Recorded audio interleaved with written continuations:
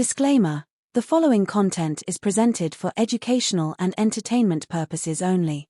In a stunning twist during the federal trial of Sean Diddy Combs, music legend Sean Jay-Z Carter took the stand, an appearance that caught the courtroom off guard and electrified the media.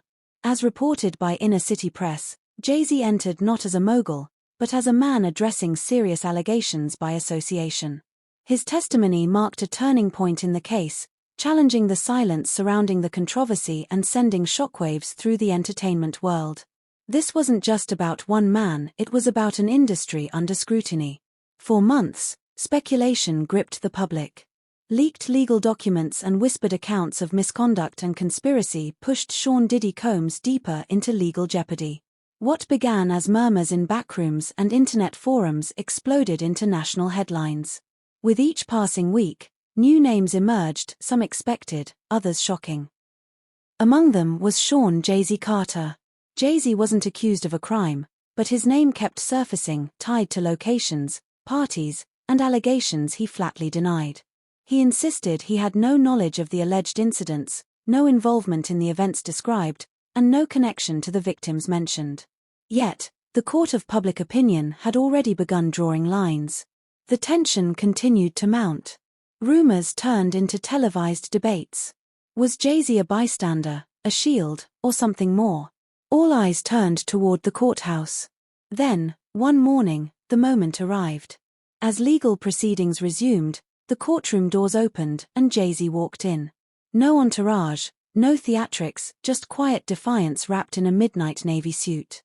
And in that instant, the narrative shifted. The world wasn't watching Diddy anymore, it was watching Jay-Z. Jay-Z entered the courtroom with quiet intent, his every step measured, deliberate. Gone was the larger-than-life persona the world knew. There was no entourage, no sunglasses, no air of untouchable celebrity. Just a man in a sharply tailored midnight navy suit, walking into a room thick with tension. The color of the suit, dark and understated, seemed to match the weight of the moment, serious, unflinching, and unadorned. As he crossed the threshold, the entire courtroom reacted. Audible gasps echoed across the gallery. Reporters froze, pens suspended mid-air.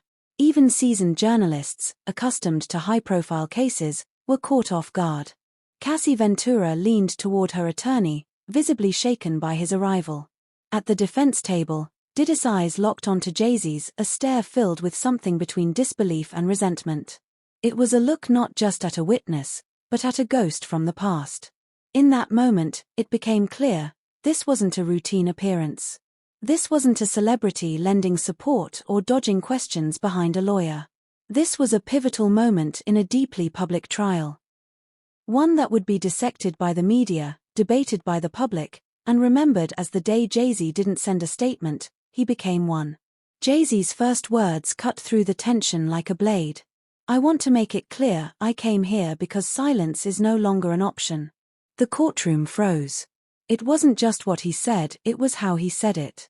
No hesitation, no scripted feel, no polished press release crafted by a team of lawyers and publicists. This was personal. Raw. Unfiltered.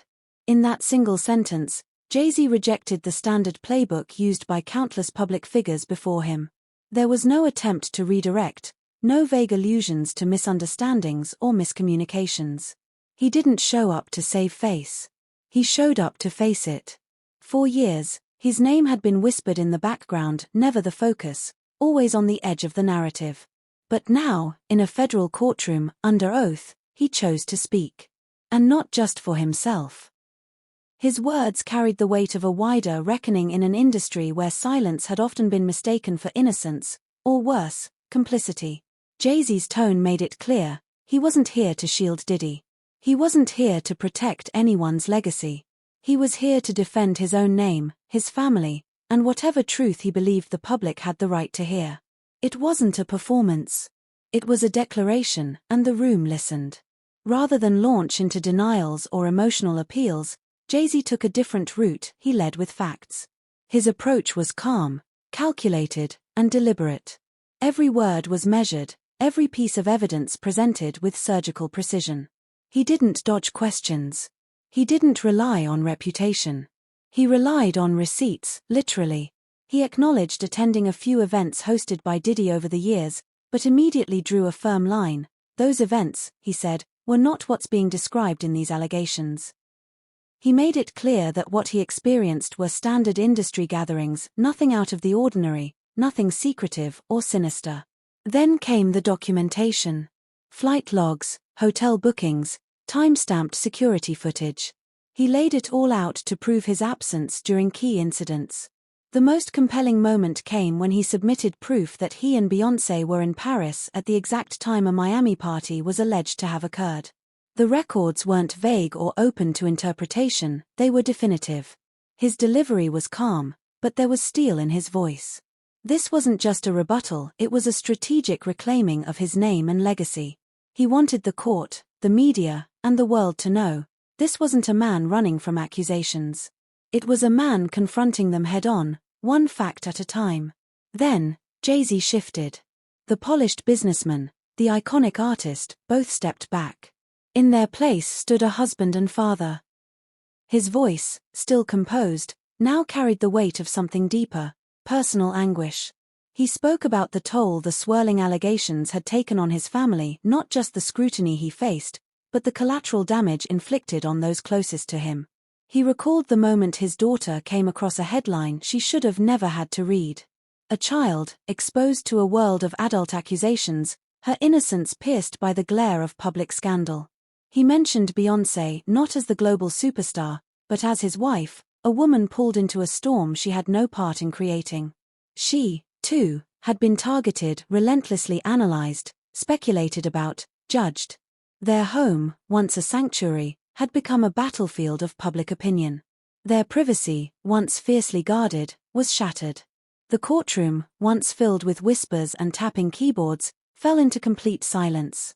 No one moved. No one dared interrupt this moment of vulnerability. Because in that space, Jay-Z wasn't defending a brand. He was defending his family. And even in a trial thick with high-profile drama, that quiet, human truth hit the hardest. The prosecutor rose from his seat, respectful in tone, but with an unmistakable edge. He knew the weight of the moment, and he wasn't there to back down.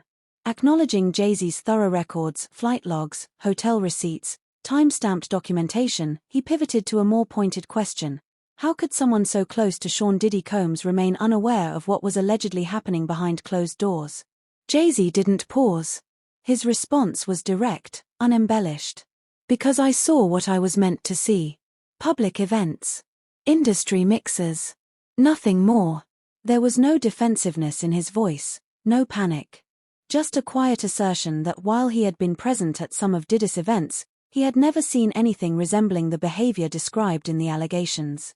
He painted a picture of celebrity-filled rooms, music launches, champagne toasts. Not the secretive, sinister gatherings hinted at in the testimony. Still, the prosecutor wasn't satisfied. He pressed again, shifting from logistics to implication. Was Jay-Z turning a blind eye? Was his ignorance unintentional or convenient? Jay-Z didn't flinch. He remained still, his tone unwavering. He didn't raise his voice or retreat into vagueness. He simply repeated what he knew and, more importantly, what he didn't. It was a clash of certainty versus suspicion. And while the prosecutor poked at every angle, Jay-Z held his line, determined to protect not only his truth but the boundary between observation and assumption. Then, in a calculated move, the prosecutor shifted the tone of the cross-examination. With precision, he invoked the name Russell Simmons, another music mogul whose reputation had been marred by disturbing allegations. The mention wasn't casual. It was strategic, meant to draw a parallel, to imply a deeper awareness on Jay-Z's part. Before the prosecutor could finish the question, Jay-Z's legal team sprang into action. A sharp objection echoed through the room. The judge, without hesitation, sustained it. Legally, the reference was out of bounds. But the damage, subtle and psychological, had already been done. The implication hung in the air like smoke. Was Jay-Z truly unaware of what had happened around him? Or had he, like so many powerful figures, chosen to look away? For the first time during his testimony, Jay-Z's composure wavered, barely. A flicker of something crossed his face. Discomfort. Annoyance? Guilt? It was hard to say. But everyone noticed, the prosecutor, the jury, the press scribbling furiously in their notepads. It was a brief moment, a crack in an otherwise steady presence. But in a courtroom like this, where perception can matter as much as fact, that single flicker raised more questions than any cross-examination could answer. And though the judge's ruling moved the trial forward, the unspoken suggestion lingered in the minds of everyone watching.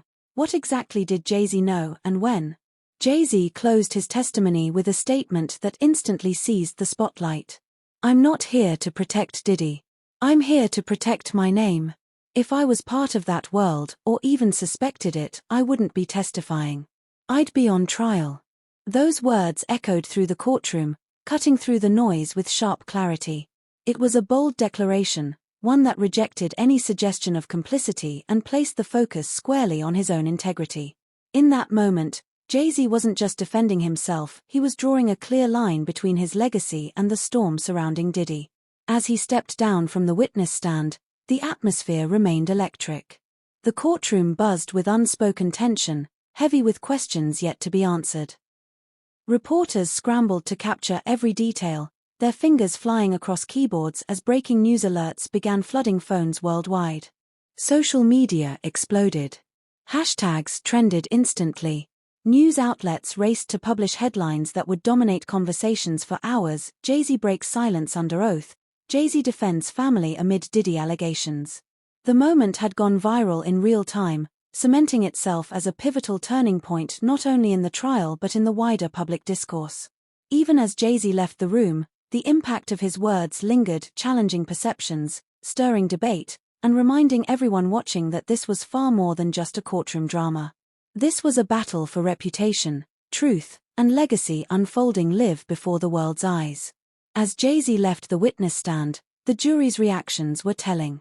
One middle-aged juror scribbled notes furiously, absorbing every detail. Another sat quietly, eyes fixed on the empty chair long after Jay-Z had stepped away, deep in thought, weighing what they had just heard. Outside the courtroom, the ripple effect was immediate. Beyoncé's name shot to the top of worldwide trends on social media. Yet her representatives stayed silent, declining to comment amid the swirling storm. Twitter and TikTok exploded with speculation, debates unfolding in real time.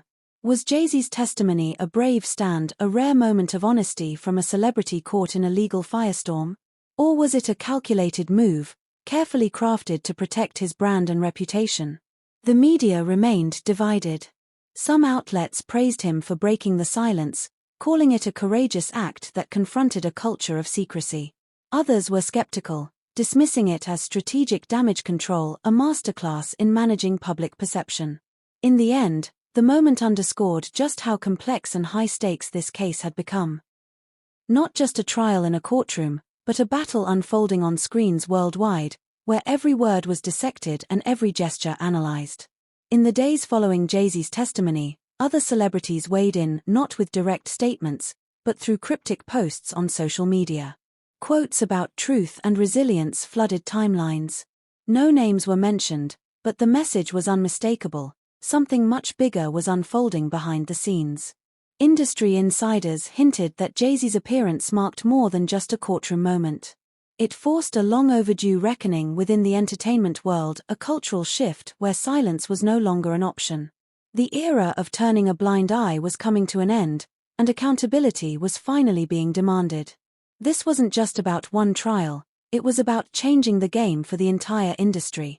Jay-Z's testimony was more than just a defense, it was a line drawn in the sand. In that courtroom, he walked a tightrope, balancing the weight of his legacy, the safety of his family, and the challenge of a system that many suspect but few dare to confront openly. He stood firm, refusing to buckle under pressure. Yet, while Jay-Z may have held his ground, the industry surrounding him is unlikely to return to what it once was. This moment marked a shift, one that could change how power, accountability, and silence are handled in entertainment forever. The landscape may never walk the same again.